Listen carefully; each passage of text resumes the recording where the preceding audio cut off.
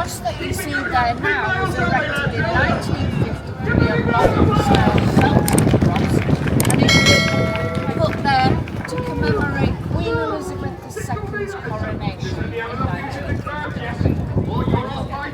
The market here has run every Wednesday officially since 1310, with King Edward granted the Royal Charter. I think if you don't mind, we're going to move on without too much distraction. Please remember we're crossing the roads. If you can follow Alex and I'll stay at the back, and then I know you're not running away from me. So this is where the flax plant was delivered. Up here on this by horse and cart. Can you see a doorway or what looks like a large window on the first floor? That was the loading and unloading. More about that later. As we move to the next stop, we are going to be crossing roads. But as you walk around the corner, please try and look up to your right on the wall and you'll see a painting of a king. I'm going to talk about him later. Excuse me. That painting is known as a trompe-l'oeil. There's quite a few of them around Knaresborough. They're from when the window tax was in force. A lot of people didn't want to pay it. They bricked up their windows and Knaresborough decided they'd paint them and put different various people and characters on there. So we're moving on to our next stop. Please take care when crossing the road. We'll follow Alex and she will wave her baton at where King John is. I'll be at the very back. I'm going to talk about this mosaic here.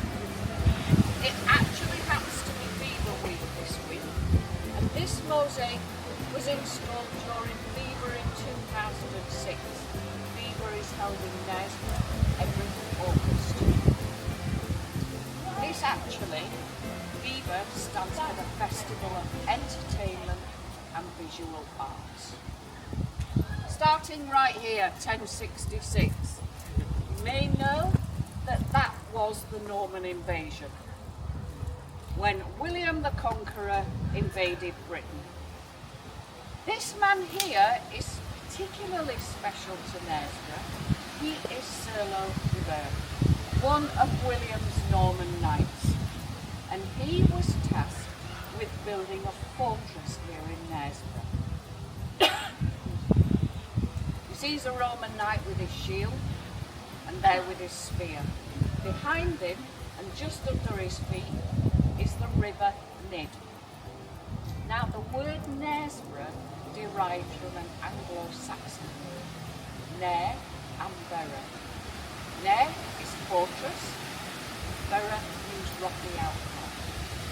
So the literal translation is fortress on a rock, which is where the first remnants of the foundation of a castle started in 1066.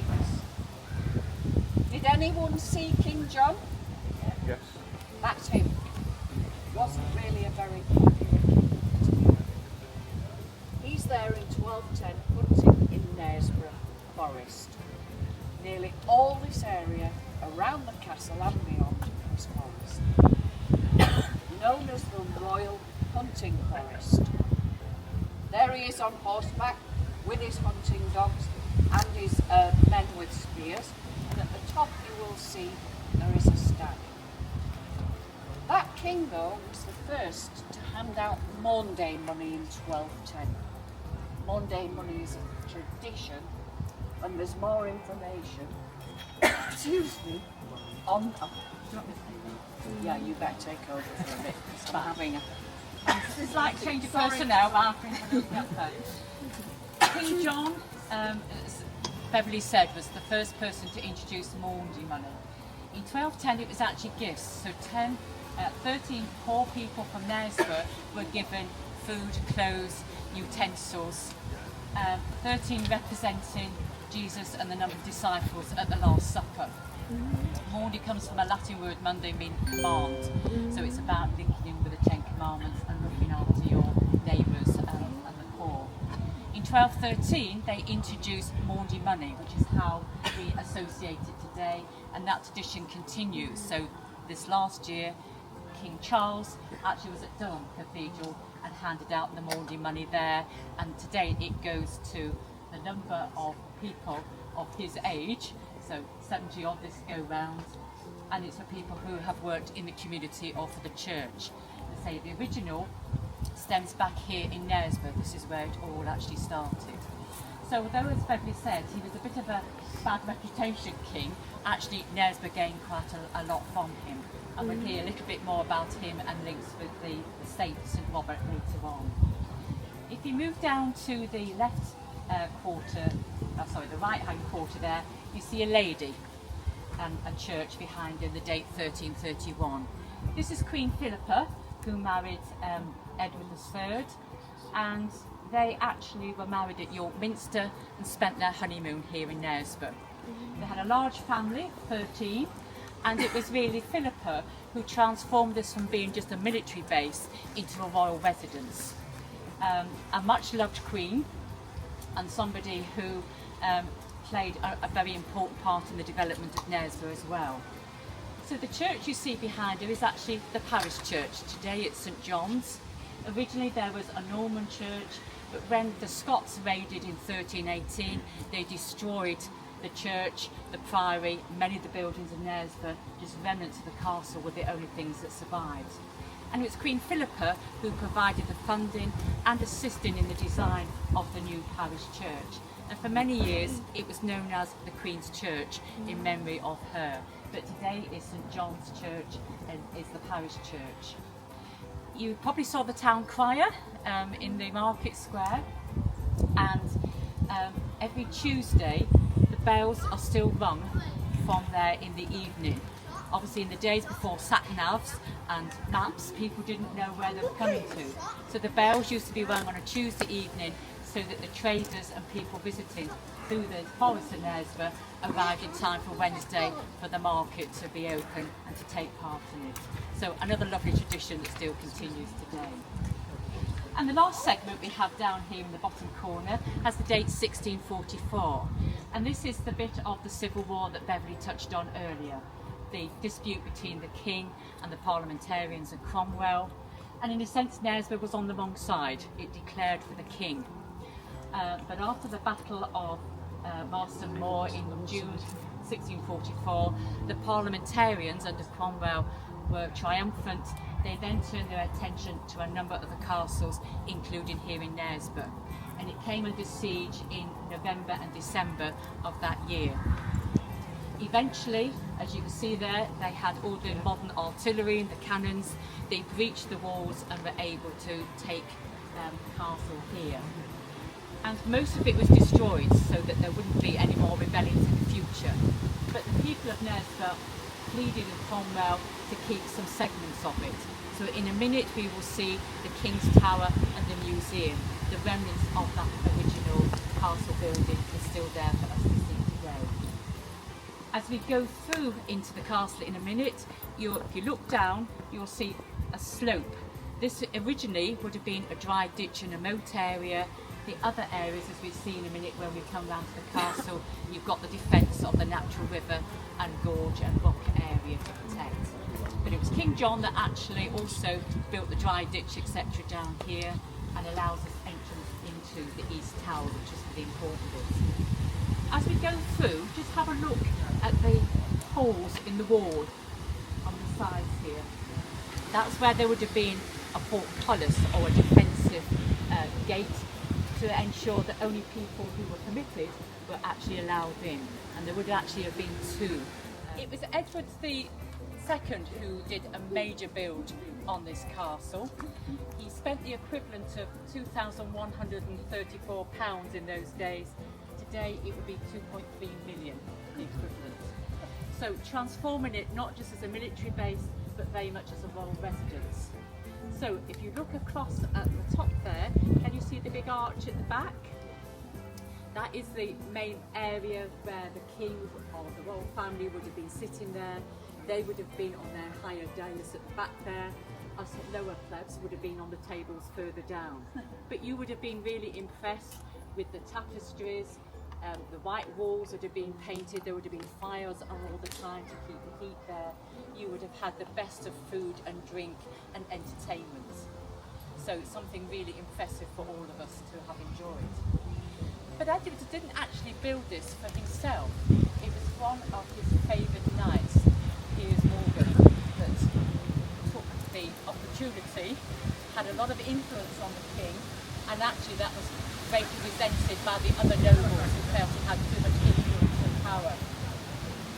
He was eventually, when he went to Scarborough, taken and actually killed. So although the tower was built for him, Edward and him didn't spend many happy memories here.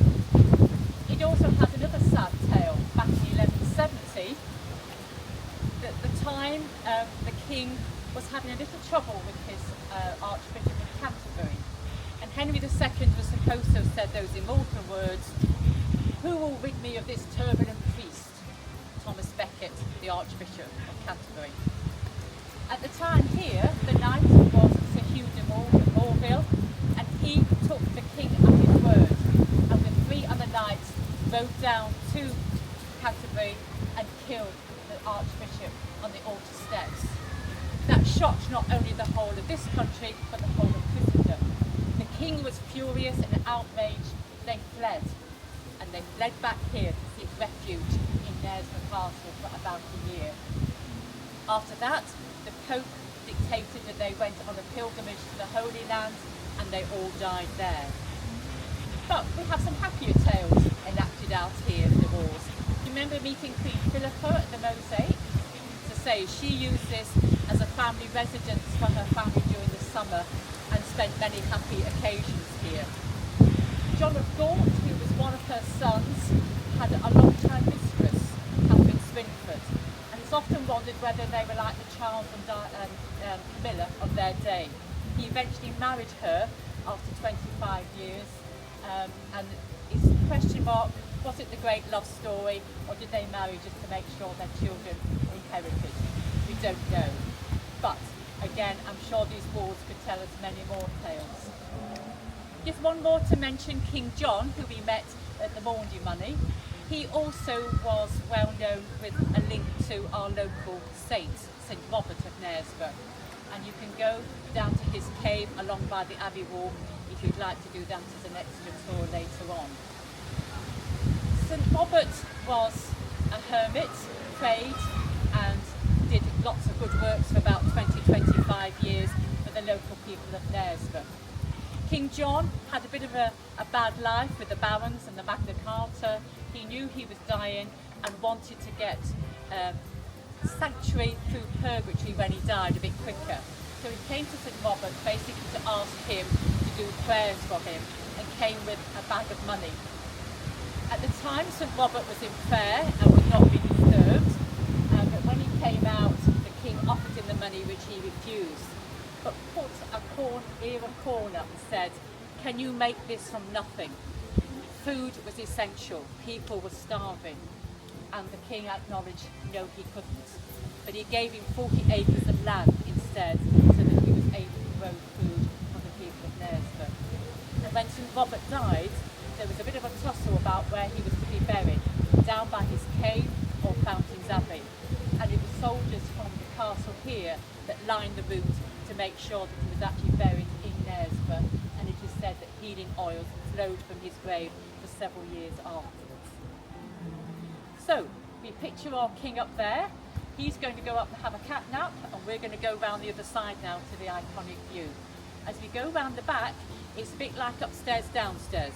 You'll see a bit where the servants would have been, the dungeon, the buttery, etc. And again, if you'd like a separate tour, the museum and the King's Tower is another one that you can do to find out a little bit more. But without further ado, we invite Beverly to take us round to that rather beautiful, iconic view most of us associate with Knaresborough.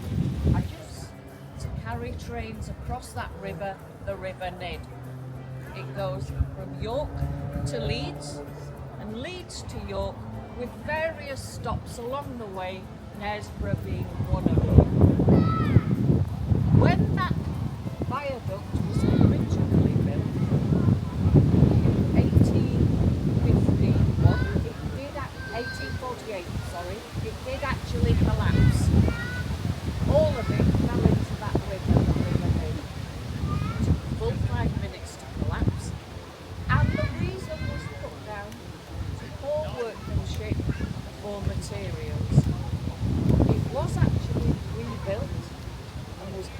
planted in 1851 and has stood there ever since. If you look at the top of the viaduct, you'll see the crenellation style. Between the arches, some tower stone carvings. That design was done deliberately to be in keeping with the castle here at Knaresborough. Just slightly to your right, above the trees, can you see a church spire? That is the famous St John's Church of Knaresborough, the parish church. That's the church that Queen Philippa had restored when the Scots had destroyed it. That's one of the reasons she was so popular here in Knaresborough. The spire itself that's sticking out is called a candle snuffer, said to have been put there in the 15 to 1600s. And the reason it's symbolic is it means you're trying to reach closer to God. But you can just see the very, very top of the church. If you do get a chance to visit it, I would highly recommend. Then we're going to look further into the central arch. Can you see a black and white building, a house? That's the old manor house. Remember we talked about that famous King John? That was where his hunting lodge was. And before a more elaborate house was built there was just a tree that him and his men sat around to rest during hunting. And the stump of that tree, the tree itself, is still there in the kitchen cupboard in that house. At the water's edge of that property is a tree, a mulberry tree. That was planted by James I. It was planted to promote the silk industry. However, the wrong tree was planted. Silkworms only eat a bright white mulberry trees, and guess what colour tree was planted? A black one. But it said it's still thriving there from the 1600s to James I. As you see the river, let me just check. Yes, there are some boats on there. That's the River Nib, the famous River Nib. That river is responsible for why Knaresborough's here today. Just after the Ice Age, 12,000 years ago, it carved out through the rock and the sandstone this area here. That river now supports the tourist industry with the rowing boats. Can you see them? There they are. It's a very famous river, and it's also been very important to the people of Knaresborough. It's provided food in the form of fish, drinking water, and when that linen industry was in full force in the Victorian and Edwardian times, it provided power to the mills. Very, very important river. Do you have any questions before we move on?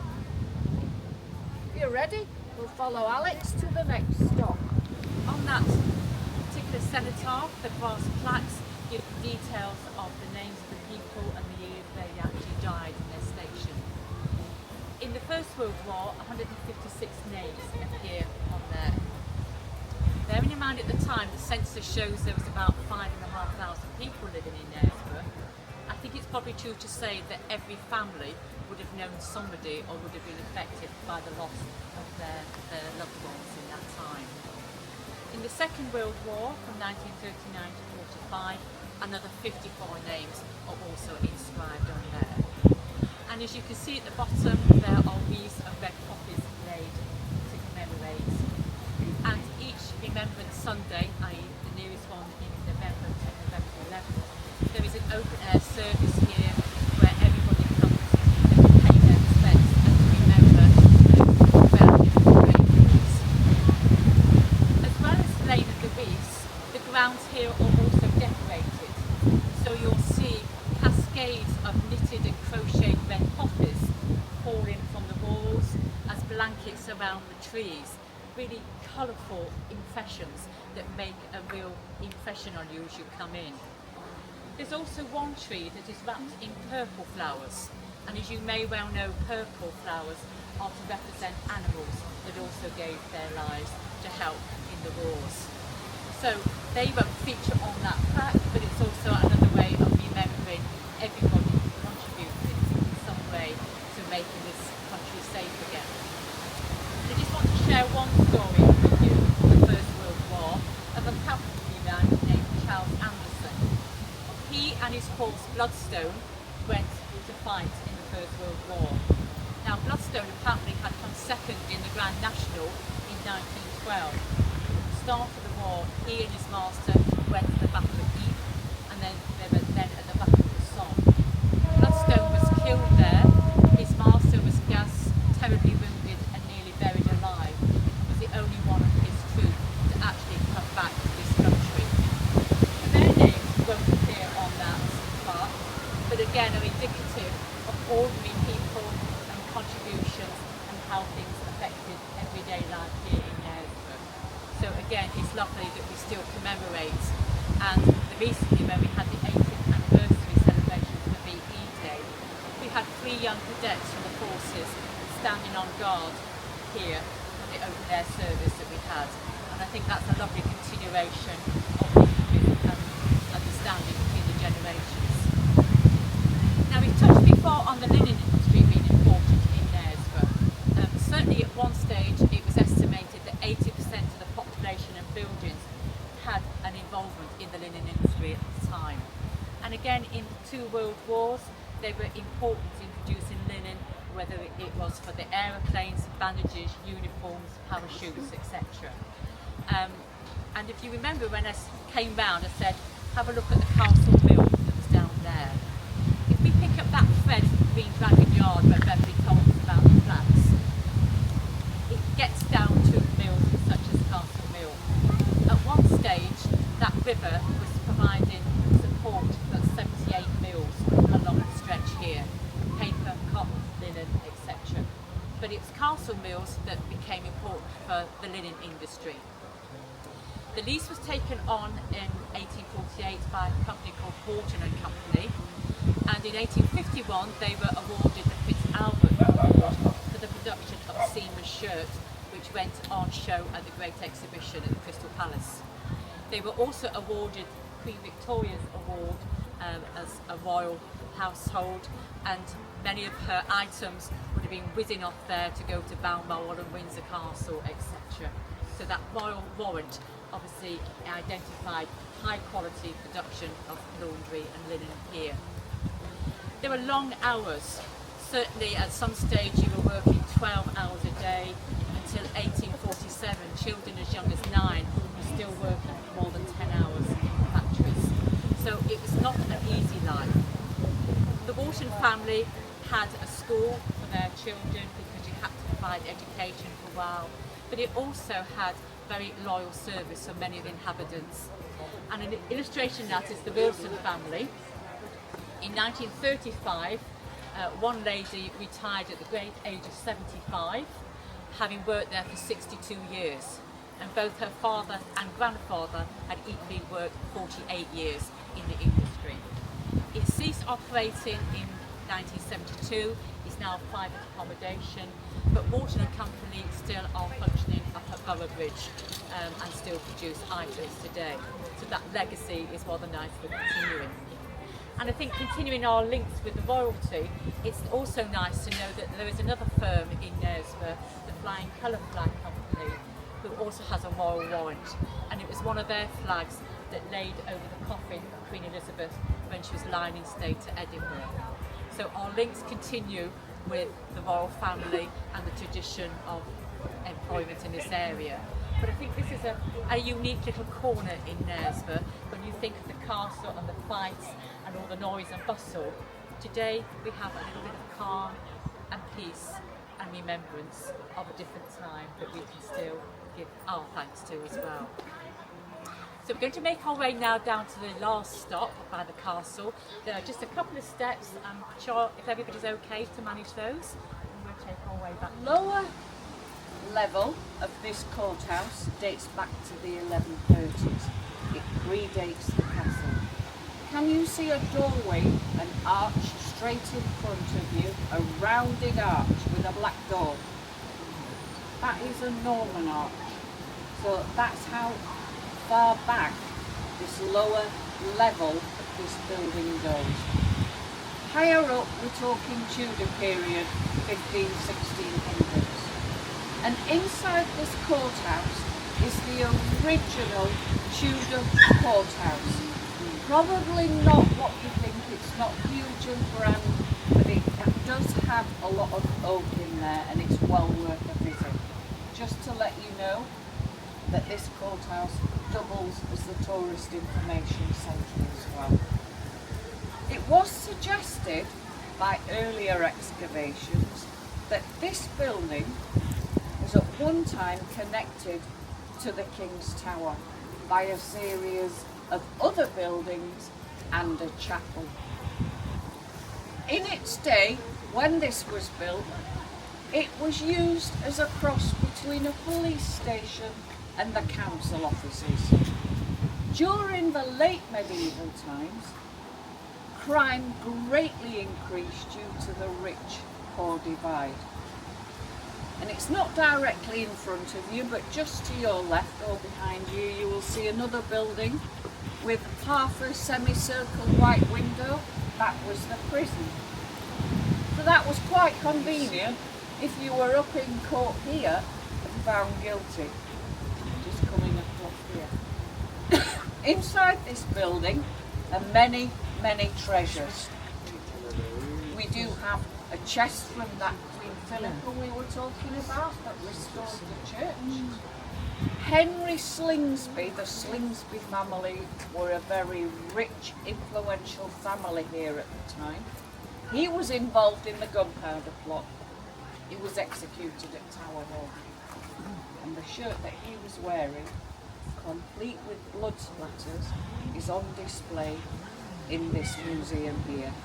Apart from various, many other things, it's well worth a look. Excuse me, I'm going to take my jacket off. Now, you were slightly short-changed in the market square. Who's heard of Mother Shipton? Yeah. There was a statue, I don't know if you noticed, a bronze statue, metal statue of Mother Shipton sat on a bench. She was quite an iconic character here in Knaresborough. And as we walked near the cenotaph, the other side of the River Nid is where the Mother Shipton's attraction is. It's a 12-acre estate. It's the oldest attraction in England. It opened in 1630. It contains the cave where she was born and the Petrifying well. It's a well that has special chemicals in the water that turns things to stone. There was another character on the benches there, a man with a hat. If you do go back into the market square, have a look at him. His name was Blind Jack.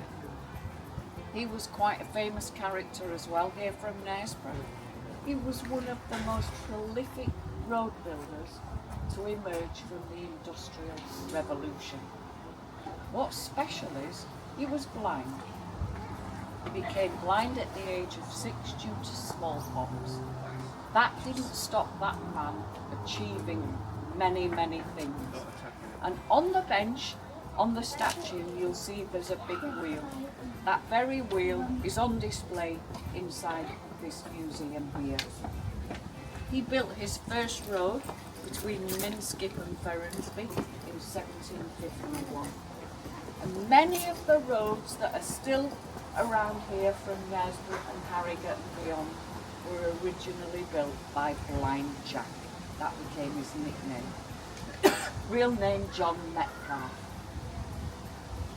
He actually lived to the age of 92 and is buried at All Saints Church in Scotland, Weatherby. Do I have any questions so far? Have I missed anything that anyone would like to know about?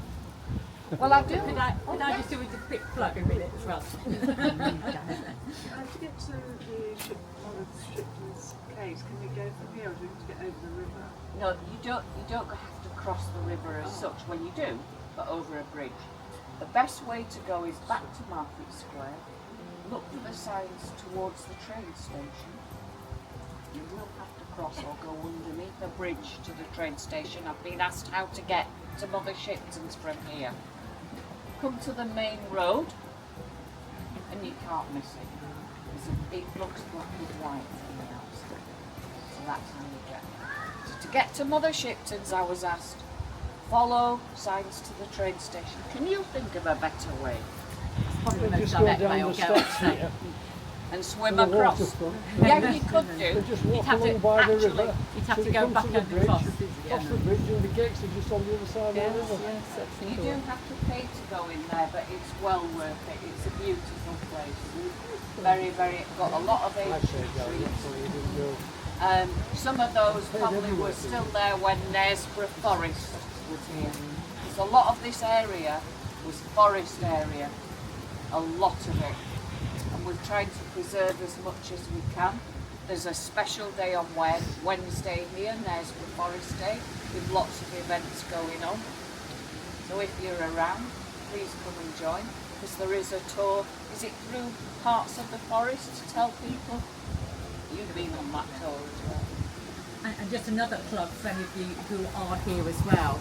One of the other stories linked to law and order and the courthouse here is called the Courtyard Riots, and is about a time when a gentleman enclosed part of the garden area to his house just off here, that meant that the public right of way was then denied local people. There was a little bit of a riot question mark, but 11 men were sent to prison for 3 months. Tomorrow there is going to be a little community play enacting out their stories in the castle grounds here. So if any of you are around, you might like to come and find out a little bit about them. And also the Heritage Museum on the main high street by the traffic lights has just started its new exhibition on the Second World War, and is focusing on 20 stories of local Knaresborough people. So if we've whetted your appetite a little bit this morning and you'd like a little bit more, then we'd be delighted to see you. Well, thank you for coming, everyone. I hope you've enjoyed it. Please spread the word if you can, so that we'll get lots of visitors. Wednesday, Saturdays we do the tour. So thank you for coming, and I hope you've enjoyed it. Thank you. Thank you. Thank you.